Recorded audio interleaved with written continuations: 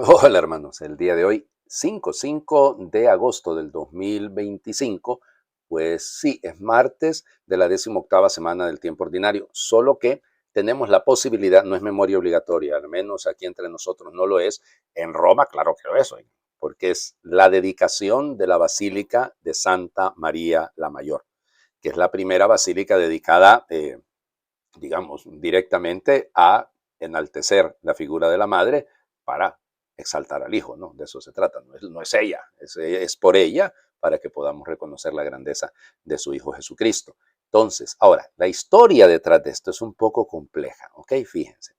A ver, ¿qué es lo que dice la leyenda? ¿Qué es lo que dice la tradición? La tradición señala que en el año 358 un patricio, lo que pasa es que acuérdense que las familias romanas, los títulos eran patricios, ¿ok? Por lo tanto, eran personas que eran, vamos, de familia de abolengo, la familia Julia, ¿me entienden? Es decir, todas las familias que había en Roma en ese momento, ¿no?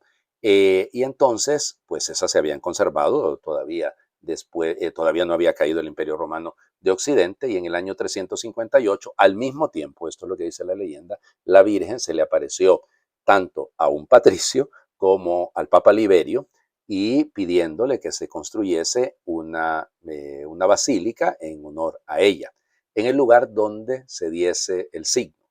Y el signo fue que nevó, imagínense, nevar en agosto en Roma. No, señor, ahí lo único que fue caer el fuego del cielo, porque qué calor el que hace ahí, ustedes no tienen idea, es una cosa horrenda.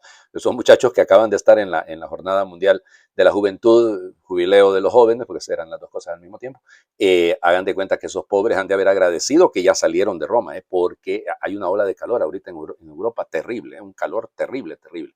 Bueno, el tema es que entonces ahí en el Esquilino, recuerden las colinas de Roma, ¿no? Bueno, entonces la colina Palatina, la Vaticana, la Ianicola, la Esquilina, el Celio, es decir, todas las 7 colinas de Roma, pues ahí nevó. Y entonces lo vieron como el signo. Por eso es que la patrona de Roma, aun y cuando es Salus Populi Romani, que es la protectora del pueblo de Roma, la salud del pueblo de Roma, la salvación del pueblo de Roma, si lo quieren, claro, salva a Cristo, ¿no? Pero bueno, es Nuestra Señora de las Nieves, porque efectivamente, ahí está el cuadrito, fíjense, ¿cómo les diría? Como que si fuera repujado, ¿no? Realmente, frente a donde se encuentra la imagen de Santa María de Salus Populi Romani. Bueno, que el Papa Francisco, ¿se acuerdan? La popularizó todavía más porque él iba siempre ahí a rezar y está enterrado ahí, está enterrado justamente ahí cerca. Bueno, entonces el Papa trazó el tamaño de la basílica. Es una basílica que, hay que decirlo, ha conservado prácticamente su estructura de basílica de tiempo de Constantino, es decir, de las basílicas romanas. Lo digo porque San Juan de Letrán, como ha sido destruida tantas veces y reconstruida, San Pablo Fuera y Lemura, San Pablo Extramuros también, y la Basílica Vaticana también. O sea que esta es la única que la planta prácticamente la conserva tal cual. El techo, famoso, porque el techo contiene el primer oro que llegó de América a Europa. Sí, sí, eso ya está probadísimo. Ahora, ¿qué es lo que realmente hay detrás de todo esto? El Papa Sixto, en el año 431, cuando termina el concilio de Éfeso, que ahí se da la declaración dogmática, ¿no? De que María es Theotokos, es la madre de Dios, entonces dedicó la basílica. La basílica se puede llamar de Nuestra Señora de las Nieves, de Nuestra Señora de la Cuna, porque efectivamente ahí hay un pedacito de madera de la cuna del niño Jesús. Eh, ¿Qué más? La Basílica Liberiana también, porque el Papa Liberio fue el que hizo el trazo, como les digo, o sea, es esto. Indistintamente, perdón, es la primera iglesia dedicada netamente a la Virgen Santísima. Así que por lo tanto, hermanos, ya ven ustedes la importancia.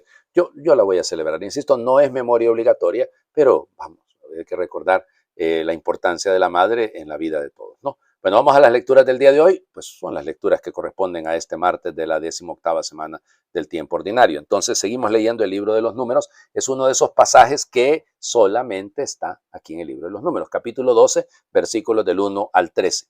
En aquellos días María y Aarón criticaron a Moisés porque había tomado por esposa a una mujer extranjera. Decían, ¿acaso el Señor le ha hablado solamente a Moisés? ¿Acaso no nos ha hablado también a nosotros? Y el Señor los oyó. Moisés era el hombre más humilde de la tierra. De repente el Señor le dijo a Moisés y a Aarón y a María, vayan los tres a la tienda de la reunión. Y fueron los tres. bajó el Señor en la columna de nube y se quedó en la puerta de la tienda, llamó a Aarón y a María y los dos se acercaron. El Señor les dijo, escuchen mis palabras. Cuando hay un profeta entre ustedes, yo me comunico con él por medio de visiones y de sueños. Pero con Moisés, mi siervo, es muy distinto. Él es el siervo más fiel de mi casa. Yo hablo con él cara a cara, abiertamente y sin secretos. Y él contempla cara a cara al Señor.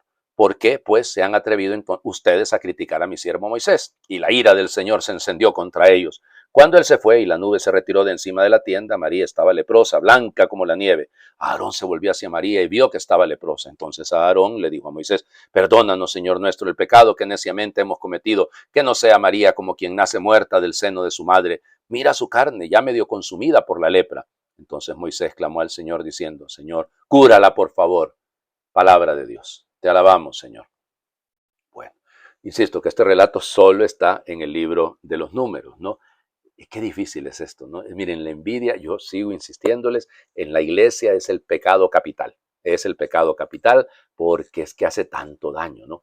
Luego, seamos honestos, también ocurre que en nuestro mundo la envidia es tan dañina, ¿no? Es increíble. No pueden ver que una persona esté tratando de salir un poco adelante para venirle a caer a palos la calumnia. Es decir, es una cosa, pero nos atrevemos a escribir, nos desahogamos mucho en las redes sociales y empezamos a decir cualquier cantidad de barbaridades, oigan.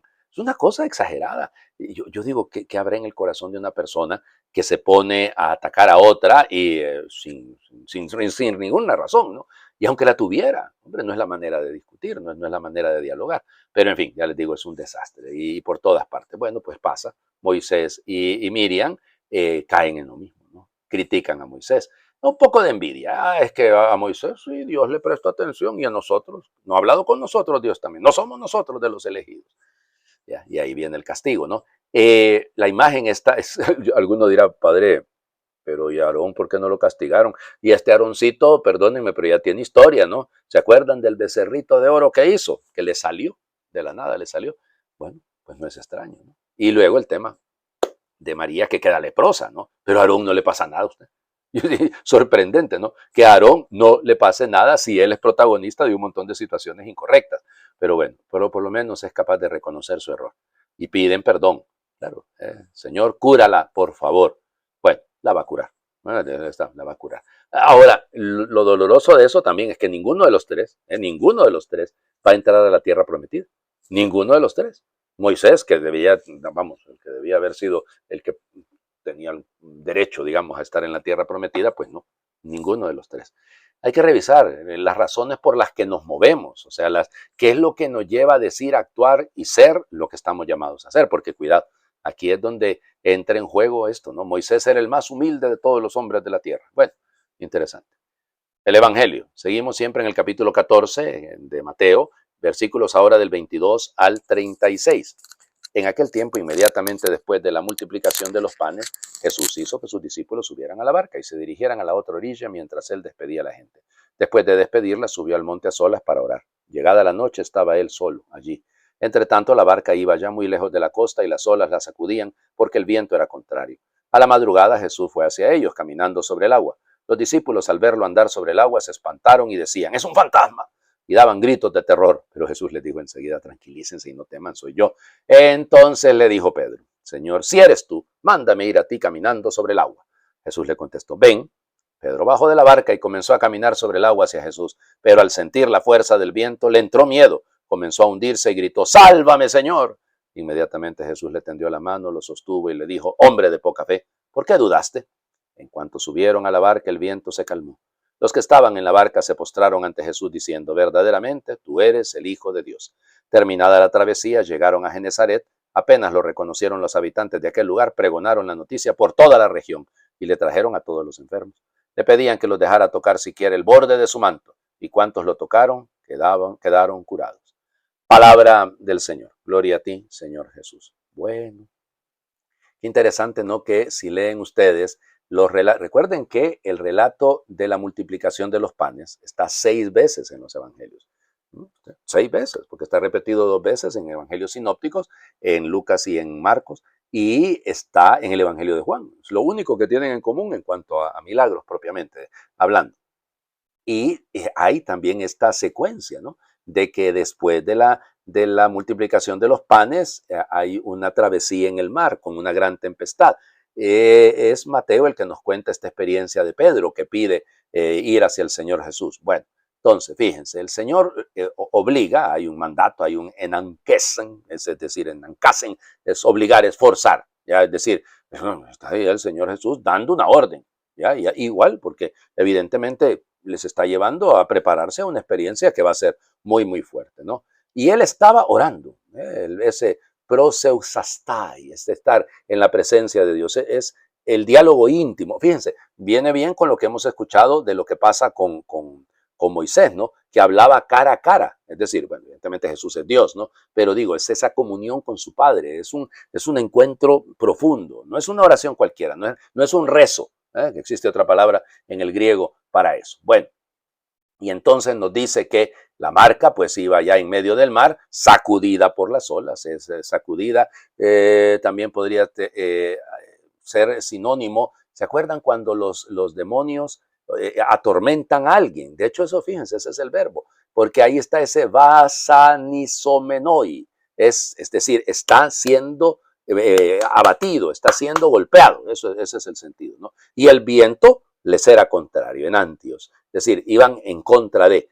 Eso es en la vida espiritual, ¿no? Estamos siendo constantemente atacados y pues vamos a vivir la oposición, pues sí, hay que ser conscientes. Vivir el evangelio es decir, aunque usted no vaya directamente contra nadie, el hecho de que usted quiera vivir el evangelio, ahí viene el problema. Siempre lo vendrá. Bueno, y entonces nos dice que Jesús viene caminando en la cuarta vigilia, o sea, ya cuando está por amanecer, cuando está por amanecer, va caminando hacia ellos, eso es lo que dice literalmente. Y entonces, claro, ellos también se turban. De hecho, fíjense, no es un miedito superficial, es un miedo profundo, profundísimo. Y les parecía ver, la palabra es igualita en castellano que en griego, fantasma. Es decir, cuidado, que aquí la idea para nosotros un fantasma es la imagen de un muerto que aparece, ¿no? Pero no, fíjense que en la palabra, en el mundo griego, es como la confusión de lo divino. Cuando usted no logra entender lo divino, eso es lo fantasmagórico, digamos, ¿sí? Y Jesús, evidentemente, les dice, hey, no tengan miedo, me profeiste. Acuérdense, de ahí viene el foveo, la fobia. Entonces, me foiste. No, no tengan miedo. Ya, una llamada, soy yo, ego y mí. Acuérdense, el ego y mí. No, bueno, entonces le ordena a Pedro, claro, Pedro de Golillero, ya les digo, así dicen en mi pueblo, que ha aventado el Pedro. Si eres tú, Señor, vaya. Pues, le pone una condicional. Probame que eres tú, Señor. Si estás conmigo, pruébame, Señor. Que Leusón le ordena, le da una autoridad.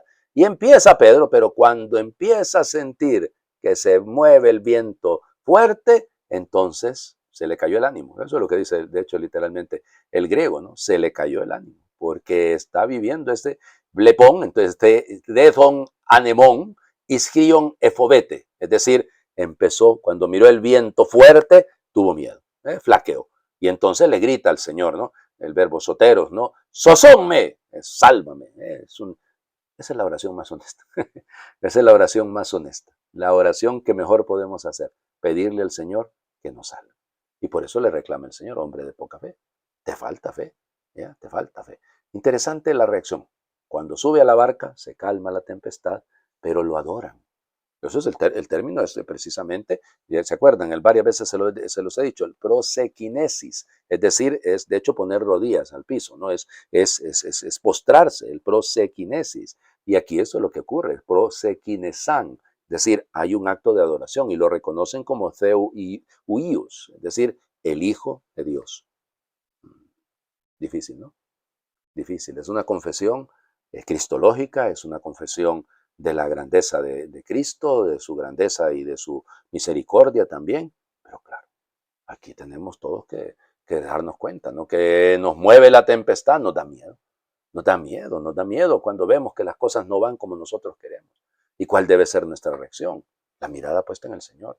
Porque siempre habrá tormentas, siempre habrá momentos que nos van a mover las olas, ¿no? Bueno, pero y habrá viento contrario.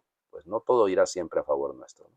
Así que tenemos que ver hacia adelante, con confianza. Decir, nada, la mirada puesta en el Señor para que no nos hundamos. Les invito a hacer oración. Sin ti me hundo, Señor. Por más que te cite, que te evoque, por más versos que bosquejen tu rostro y tu vida, sin ti se abren a mis pies las aguas del desconcierto y me ahogo en un mar de nostalgias, de intrascendencia, de propósitos inútiles. Sin ti no hay prójimo, ni amor, solo egoísmo confundido. Sin ti vence el miedo, manda el desconcierto, el desaliento se impone. Pero contigo bailo sobre las aguas. Tu mano me alza por encima de las dudas. Tú fortaleces mi fe vacilante, la tormenta se desvanece y los versos se vuelven plegaria. Al acoger tu palabra descubren los otros misión y refugio. Contigo se disipan las nubes y tu horizonte se me hace destino. Amén. Señor esté con ustedes y les bendiga a Dios por intercesión de Nuestra Señora de las Nieves o Santa María Salus Populi Romani, el que es Padre, Hijo y Espíritu Santo, y su bendición descienda, les acompañe siempre. Yo les he contado, y es cierto porque alguno me lo ha preguntado en estos días, y es que en algunas apariciones la Virgen ha contado, le ha dicho a los videntes, eso no es doctrina, me explico, no es dogma, cuidado, pero les ha dicho a los videntes que su cumpleaños realmente no es el 8 de diciembre. Claro, pues no van a ser 9 meses exactos, ¿no? De 8 de diciembre a 8 de septiembre, perdón, sino que el 5 precisamente de agosto. No lo sabemos. Y si es, y que nosotros hemos puesto solo porque los 9 meses cabales de diciembre a septiembre, no importa. ¿Saben qué? Lo que nosotros tenemos que decir es lo siguiente, y bellamente, ¿no? Fiesta de la madre es fiesta de familia. Feliz martes para todos.